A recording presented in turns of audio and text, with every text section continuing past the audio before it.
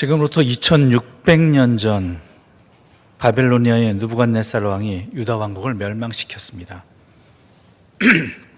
그것뿐만 아니죠. 예루살렘 성전을 파괴했습니다. 그리고 유대인들은 바벨론 제국의 포로로 끌려가 포로 생활하게 되었습니다.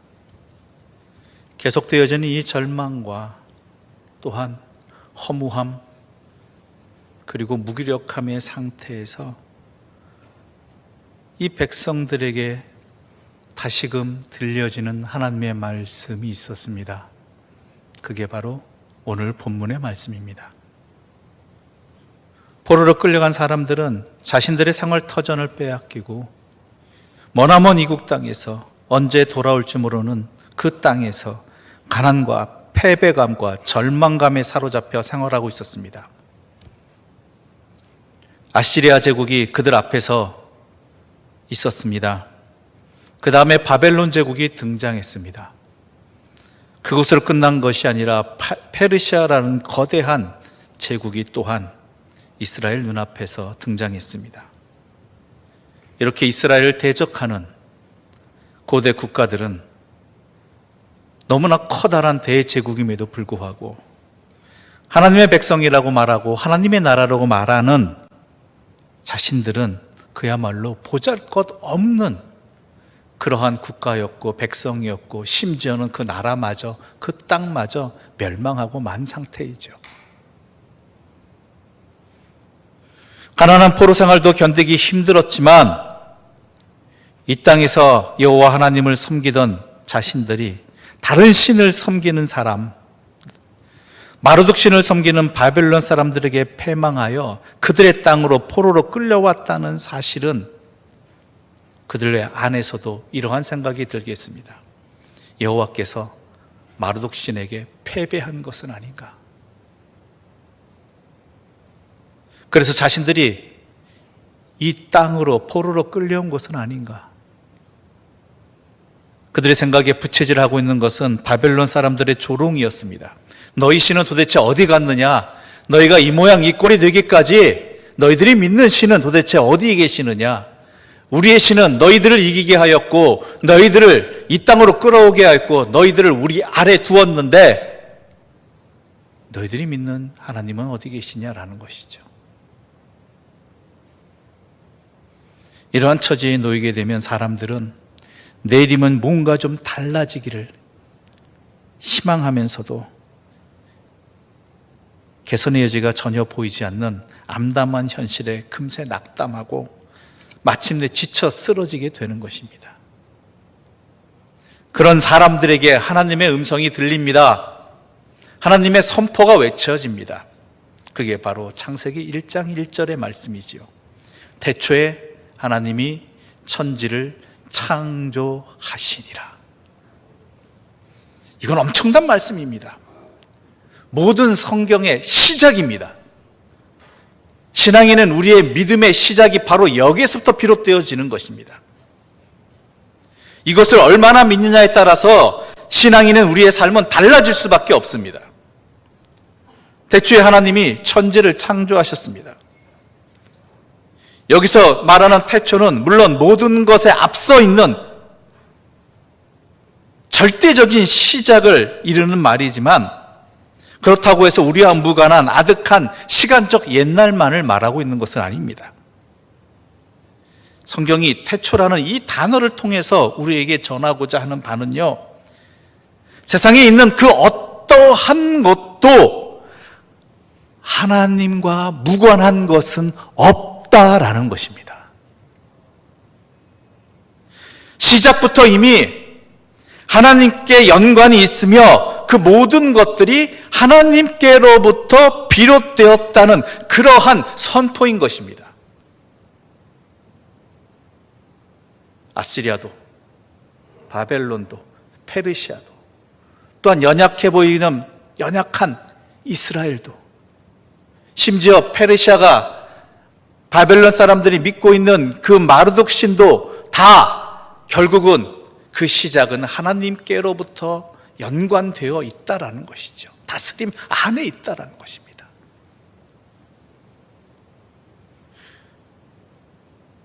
그러니까 아무리 강하다 할지라도, 아무리 계속된다 할지라도, 힘이 세다 할지라도 결국은 하나님께로부터 이 모든 것들은 다스림 안에 있다는 것이죠. 왜요? 시작하시는 이가 하나님이셨기 때문에.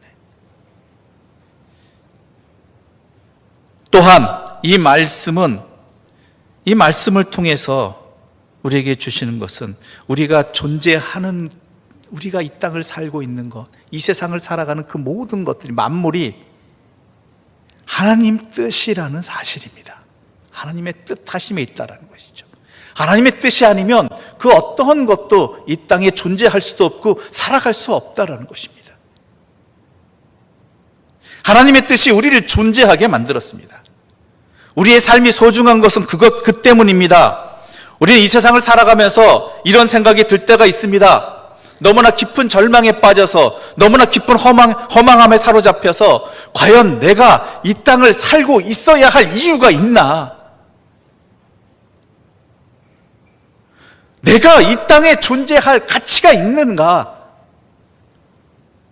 그런 깊은 절망감이 우리를 사로잡을 때도 있습니다. 그래서 극단적인 선택을 하는 사람들이 대부분 이유가 바로 그것이죠. 내가 이 세상에 살아있을 이유가 있을까? 이렇게 사는데, 이러한 처지인데 내 존재가 과연 가치가 있을까? 그런데 성경은 분명히 말합니다. 태초에 하나님이 천지를 창조하시니라. 이 말씀은 당신이 이 세상에 존재하는 이유는 나에게 있는 것이 아니라, 세상에 있는 것이 아니라 어디에 있다고요? 하나님의 뜻하심에 있다라는 것입니다. 세상에 있는 모든 것들은 다 하나님의 뜻이 있기 때문에 이 땅에 존재하는 것이고 살아가는 것이라는 것입니다. 그것을 보라는 것이지요. 나를 보는 게 아니라, 세상을 보는 것이 아니라 내 안에는, 내가 살아가는 것에는 하나님의 뜻이 있다는 것이죠. 하나님의 역사하심, 거기에 우리의 진정한 가치가 있고 의미가 있다라는, 이것이 선포된 의미가 포함된 것이 태초에 하나님이 천지를 창조하시니라. 천지라는 것은 단순히 하늘과 땅만을 말하는 것이 아닙니다. 모든 것을 일컫는 것입니다. 존재하는 모든 것들. 그런데요, 더 은혜의 말씀이 있습니다. 더 힘이 되는 말씀이 있습니다. 그게 바로 2절의 말씀입니다. 우리 함께 읽겠습니다. 땅이 혼돈하고 공허하며 흑암이 깊음 위에 있고 하나님의 영은 수면 위에 운행하시니라. 아멘. 창세기는 창조 이전의 상태를 땅이 혼돈하고 공허하며 흑암이 깊음 위에 있다라고 요약하고 있습니다. 우리가 상상이 안 되는 것이죠. 땅이라고 말하는 것들도 우리가 생각하는 그런 땅 아닙니다. 혼돈이라는 것들도 이렇게 표현할 수밖에 없는 단어가 이것밖에 없기 때문에 이렇게 표현하는 것이죠. 흑암도 마찬가지고 공허도 마찬가지고. 흑암은 빛이 없는 상태를 표현하는 자연적인 어둠을 말하는 게 아닙니다. 인간을 비롯해서 모든 생물의 존재에 위험을 주는 그러한 어둠을 말하는 것입니다. 혼돈, 공허, 어둠, 깊음, 이 단어들은 대개 삶의 곤고함을 일컬을 때 사용되어지는 단어들이죠.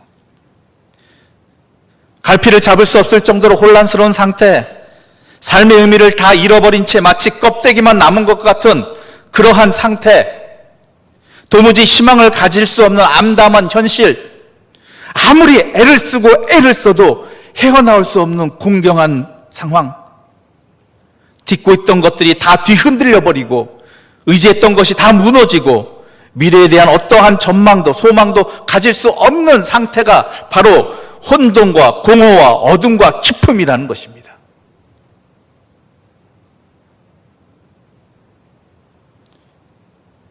이스라엘 백성도 마찬가지였습니다. 바벨론에서 포로 생활할 때 그들의 삶이 그러했다라는 것입니다. 남의 나라 남의 땅인 그발 강가에 포로로 노예로 갖은 구박과 천대를 받으며 살았던 받으며 살고 있는 사람들의 삶은 혼돈이었고 공허였고 어둠이고 기품이라는 이 말로밖에 표현할 수가 없는, 요약할 수 없는 그러한 상황이었을 것입니다. 그 누구도 섣부르게 희망을 말할 수 없는 상황입니다.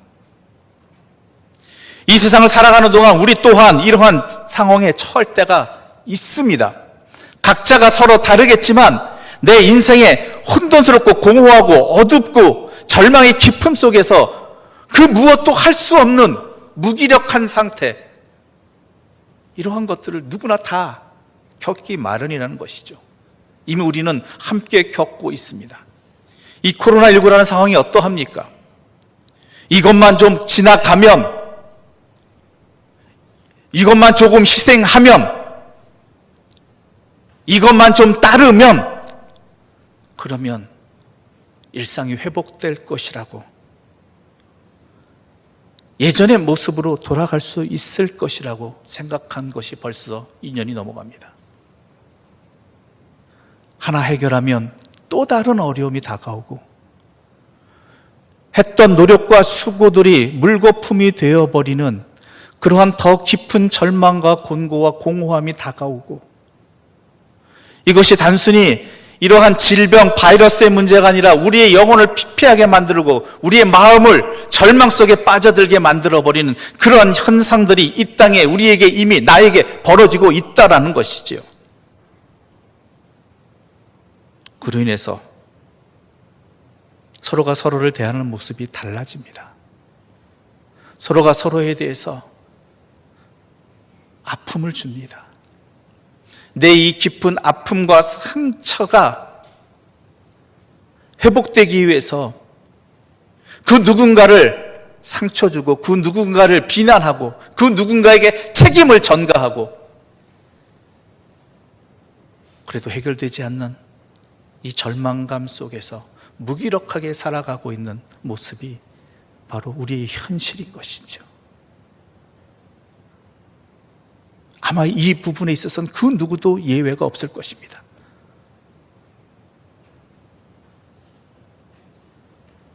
문득 이런 생각이 듭니다. 하나님은 도대체 뭐 하고 계시는가?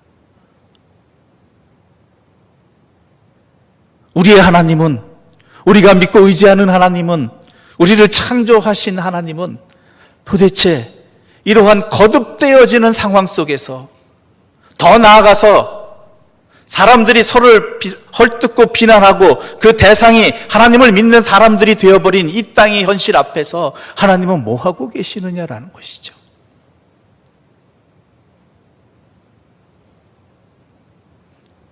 창세기 1장 2절은 이렇게 말하고 있습니다. 땅이 혼돈하고 공허하며 흑암이 깊음 위에 있는데 하나님의 영은 수면 위에 운행하시니라. 이 말씀을 읽는 순간요, 저는 너무나 깊은 깨달음과 감격에 사로잡히게 되었습니다. 하나님이 이런 분이시구나, 이렇게 하셨구나. 세상엔 위로가 필요합니다.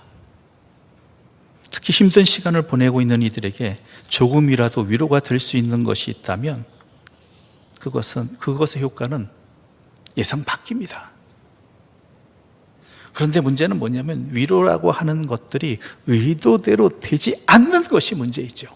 위로라고 했는데 그것이 상대방에게 위로가 아니라 도리어 상처를 줄 때가 너무나 많이 있다는 것입니다.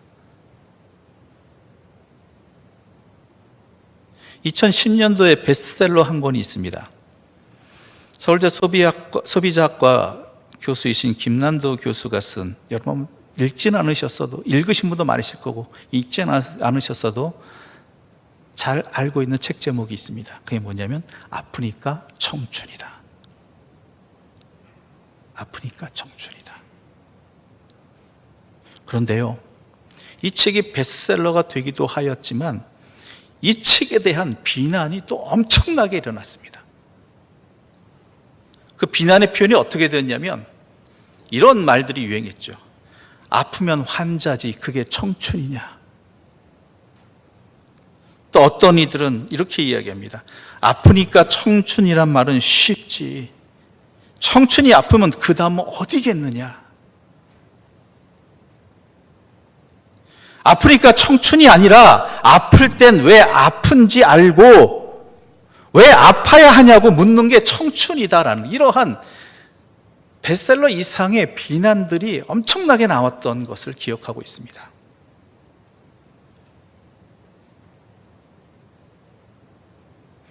그 책의 내용 자체는요, 독자들을 상대로 훈수하려는 것이 아닙니다. 그러기보다는 20대들의 고충과 상처를 공감하고 그들을 위로해주고 토닥여주는 내용에 가깝습니다. 힐링이죠. 근데 이 책이 이렇게까지 욕을 먹었던 이유는요, 책 자체가 문제가 아니라요, 이 책을 쓴 사람이 문제라는 거예요. 뭐냐면 흑수저가 쓸 내용을 금수저가 썼다라는 것이죠.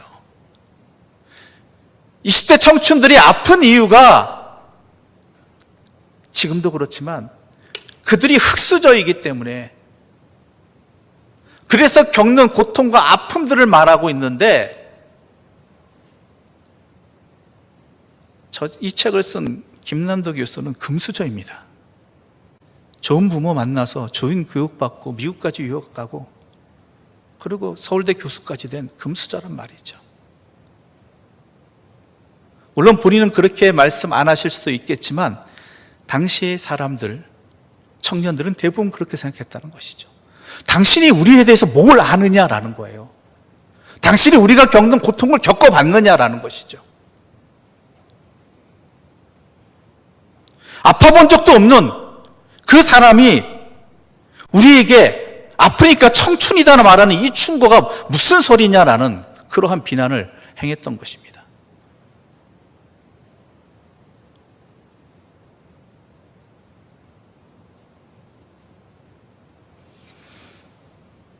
그래서 위로가 아니라 도리어 상처를 주는 말들이 되어버렸다는 것이죠.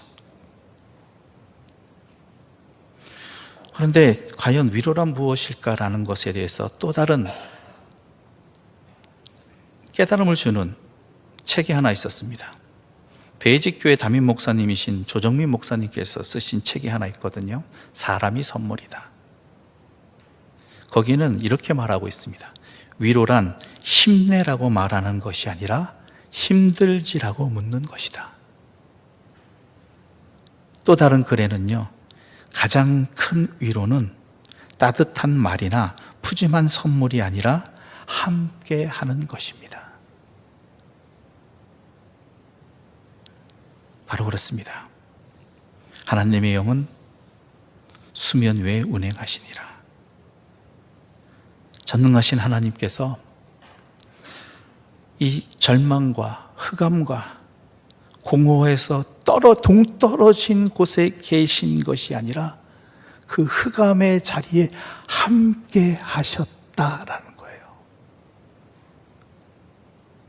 이건 엄청난 생명의 위로의 말씀입니다. 흑암 위에 수면 위에 운행하셨다라는 이 말씀은요, 그냥 지나가셨다는 말이 아니라 어미새가 알을 품듯이 품었다라는 뜻입니다. 하나님의 영이 마치 어미새가 알을 품는 것 같이 혼돈과 공허와 어둠과 기품을 품으셨다라는 것입니다. 함께 하셨다라는 것입니다. 그 하나님께서. 우리 하나님이 이런 분이시다라는 거예요. 먼저 해결해 주시기 이전에 먼저 우리에게 함께 해 주시는 분입니다. 우리와 함께 살아가시는 분입니다. 그 흑암 위에, 그 공허 위에, 그 절망에. 그래서 예수님이 저 위에서 우리의 죄 문제를 해결하신 것이 아니라 이 땅에 육신으로 태어나셔서 우리와 함께 살아가시고 그리고 우리를 위해서 십자가에 달리신 것이죠. 우리와 함께 하시는 분이다. 나와 함께 하시는 분이다.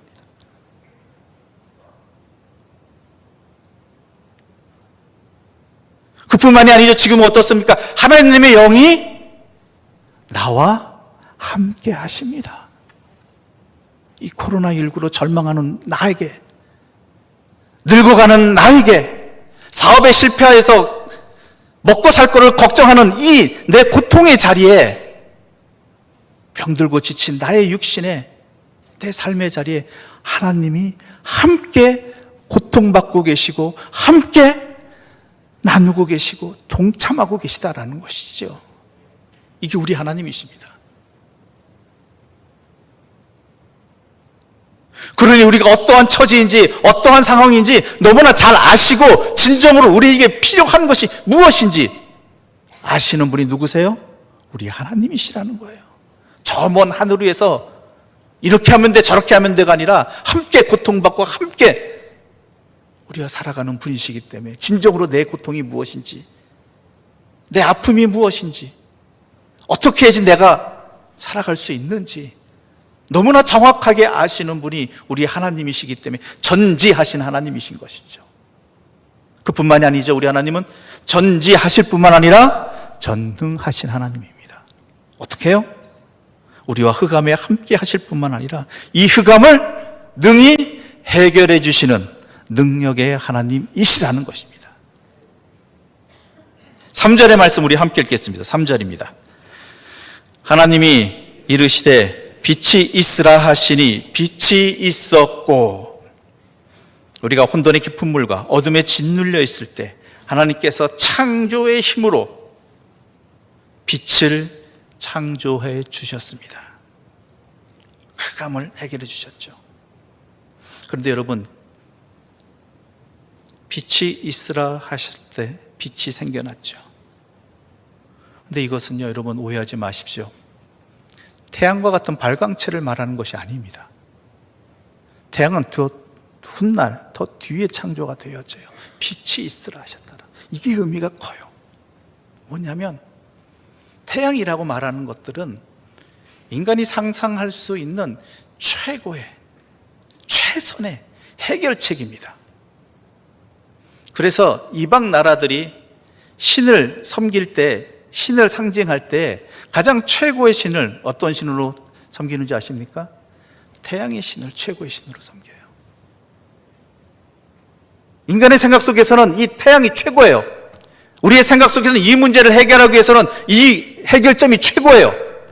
세상의 판단 속에서는 이 혼돈과 어둠을 해결하기 위해서는, 이 곤란을 해결하기 위해서는 바로 이 태양이라고 상징되어지는 그 세상의 가치와 기준과 평가가 최고라고 여긴다는 것이죠. 근데 우리 하나님은 아니라는 거예요. 그 이상입니다. 우리의 생각을 벗어나십니다. 세상의 판단을 벗어나십니다. 가장 근본적으로 해결할 수 있는 것을 우리에게 허락해 주시는 분이, 창조해 주시는 분이, 그래서 이 모든 문제를 해결해 주시는 분이 누구시다? 우리 하나님이시다. 그래서 어떻게 하셨어요? 빛을 창조하신 것입니다.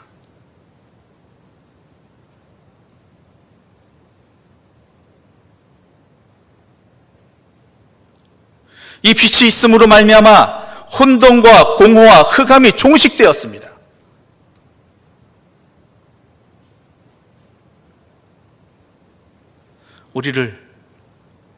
우리를 사로잡고 있는 이 흑암을 물리쳐 주시기 위해서, 우리의 이 혼돈에 질서를 주시기 위해서, 우리의 깊은 절망에 생명을 주시기 위해서, 우리의 영육이 회복되기를 원하시기 때문에 단순히 이 상황이 해결되어지고 이 문제가 해결되어지는 것이 아니라 우리 자체의 영육이, 우리 자신이 그러한 상황에 흔들리지 않는 자로 온전히 회복시켜 주시고 세워주시기 위해서, 성장시켜 주시기 위해서 우리에게 빛을 창조해 주시는 분이, 허락해 주시는 분이, 우리를 빛으로 비춰주시는 분이 우리 하나님이시라는 거예요. 하나님은 다르십니다. 왜요? 나보다 나를 더 잘 아시기 때문에, 내가 겪고 있는 이 고통과 흑암과 어둠보다 더 본질을 더 아시기 때문에, 그저 상황만 해결되어서는, 태양으로서는 이 문제가 해결되지 않는 것처럼 보이지만 실제는 또 다른 문제가 닥쳤을 때 거기에 갈팡질팡하는 우리들이 될 수 있기 때문에 아예 우리를 변화시켜 주시는 것이죠. 상황이 흔들리지 않는 자로. 그게 빛입니다. 빛은 무엇입니까? 하나님의 말씀입니다. 말씀의 빛이 내 발에 등이 되는 것입니다. 내 길에 빛이 되는 것입니다. 말씀이 무슨 소용이 있느냐고요? 아니에요. 그건 내가 태양의 생각에 머물러 있기 때문입니다. 하나님이 말씀의 능력으로, 말씀의 빛으로 우리를 깨우쳐 주시고 우리에게 항상 함께 해주시는 이유는, 또한 성령께서, 나와 함께 하시는 성령이 말씀을 또한 붙들어 주시고 말씀을 깨닫게 해주시고 말씀으로 힘을 얻게 해주시는 이유는요, 바로 그것이 근본적인 해결책이고, 내 자신이 그 어떠한 상황과 원인에도 흔들리지 않는 자로 회복되어지고 성장되어지고 굳건해지기를 원하시는 하나님의 창조의 역사이기 때문인 것입니다.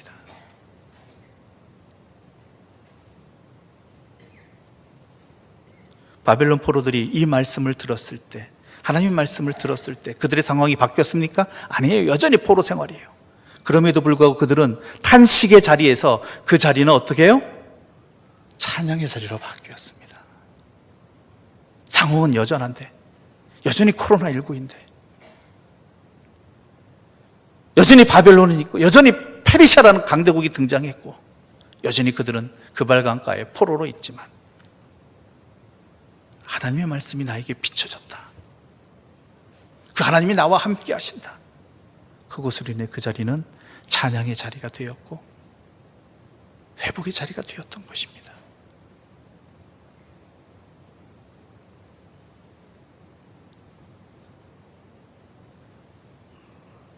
그래서 빛이 있으라. 그것은 바로 우리에게 말씀의 빛을 비추셔서 우리를 근본적으로 회복시키고자 하시는, 제대로 빛의 자녀로 살아가게 하시는 하나님의 선하신 역사가 우리와 함께 있다라는 것이죠. 그러므로 우리는 말씀을 붙들어야 하는 것입니다. 말씀을 사모해야 되고, 말씀을 통해서 깨닫고 힘을 얻어야 되고 살아가야 되는 것이죠. 그래야지만 이 땅을 살아가면서 우리 또한 세상의 빛으로서, 세상의 소금으로서 그 역할들을 감당해 나갈 수 있는 것입니다. 4절과 5절의 말씀 우리 또 함께 읽어보겠습니다. 4절과 5절입니다. 빛이 하나님이 보시기에 좋았더라. 하나님이 빛과 어둠을 나누사 하나님이 빛을 낮이라 부르시고 어둠을 밤이라 부르시니라. 저녁이 되고 아침이 되니 이는 첫째 날이라. 아멘.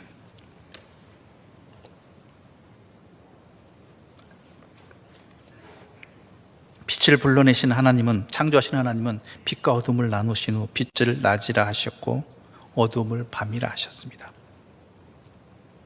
누가 이름 붙였어요? 하나님께서 이름 붙였어요. 이름을 붙인다는 것은요, 당시로서는 어떤 표현이냐면 내 주권 하에 있다, 내 다스림 하에 있다라는 의미입니다. 그래서 부모가 자녀의 이름을 짓는 거예요. 그 전통이 내 돌봄 아래 있다라는 것이죠. 여러분이 잘 아시는 대로 우리가 살아가는 현실은 밤만 있는 세계도 아니고 낮만 있는 세계도 아닙니다. 살다 보면 아무리 피하려고 해도 어둠의 시간이 찾아오기 마련입니다. 그런데도 이 어둠조차도 하나님께서 창조하신 창조의 질서 아래 있다라고 분명히 말하고 있는 거예요. 하나님이 빛과 어둠을 나누사 어둠을 밤이라 부르시고 빛을 낮이라 부르셨다. 어둠조차도 하나님의 다스림 하에 있다라는 것이죠.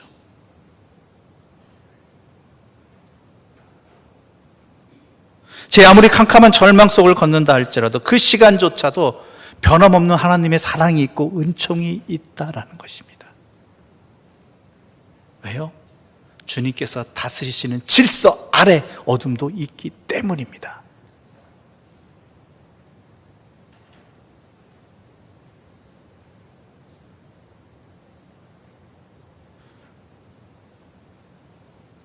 바로 이것이 오늘 우리에게 주시는 하나님의 말씀입니다. 올 한 해도 안 그러기를 바라지만 여러 가지 어려운 고비들을 만나게 될 것입니다. 코로나19가 해결되지 않을 수도 있습니다. 지치고 힘듭니다. 혼돈스럽습니다. 이런 작은 바이러스, 눈에 보이지도 않는 바이러스로 인해서 인간의 삶이 이렇게 황폐하게 될 수 있다는 것, 인간이 이렇게도 변화될 수 있다, 변질될 수 있다는 것이 너무나 공허합니다. 어둠과 기품이 우리의 삶을 위협할 것입니다. 하지만 주의 영이 우리와 함께 하신다라는 사실을 잊지 마시기 바랍니다. 하나님의 영이 우리와 함께 하셔서 우리의 아픔을 아시고 우리에게 필요한 것이, 진정으로 해결되어야 될 것이 무엇인지 너무나 잘 아시는 하나님께서 우리 낙담의 현실을 빛으로 분명히 바꾸어 주십니다. 그럴 때 우리는 이 주님의 은총으로 말미암아 우리의 이 한 해는 하나님께 감사하는 한 해로 또한 기억될 수 있을 것입니다.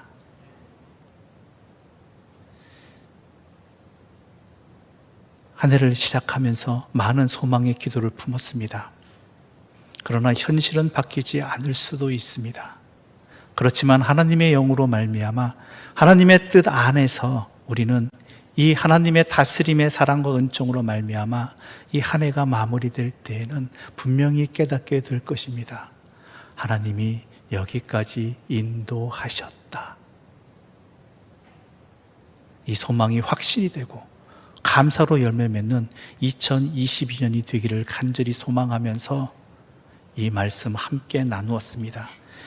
우리 오늘 본문 1절부터 5절까지 함께 소리 맞추어 읽도록 하겠습니다. 1절부터 5절까지의 말씀 함께 읽겠습니다. 태초에 하나님이 천지를 창조하시니라.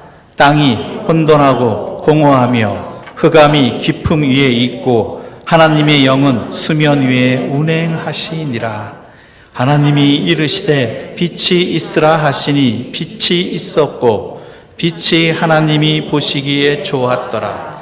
하나님이 빛과 어두움을 나누사 하나님이 빛을 낮이라 부르시고 어두움을 밤이라 부르시니라. 저녁이 되고 아침이 되니 이는 짠날이니라. 아멘. 기도드리겠습니다. 하나님 아버지, 우리와 함께 하시는 하나님 아버지, 감사합니다. 우리의 아픔의 자리에, 절망의 자리에, 흑암의 자리에, 공허함의 자리에 함께 하시며 함께 겪고 계시는 하나님 아버지로 말미암아 우리는 든든히 서가게 됩니다. 또한 이 하나님께서 우리의 모든 것을 함께 하시기에 너무나 우리보다 다 잘 아시고 우리에게 정말 필요한 것이 무엇인지, 어떻게 해야지 이 문제를 근본적으로 해결할 수 있는지 다 아시는 하나님이 되시기에 더욱더 감사합니다. 우리 하나님께서 우리에게 빛을 허락해 주실 줄 믿습니다. 주의 말씀을 통해서 우리에게 창조의 역사, 회복의 역사, 또한 굳게 섬의 역사를 허락해 주실 줄 믿습니다. 그러한 기쁨과 감사가 넘치는 이 시작이 되게 해주시고 우리의 마무리가 되게 하여 주시옵소서. 예수님의 이름으로 기도드립니다. 아멘.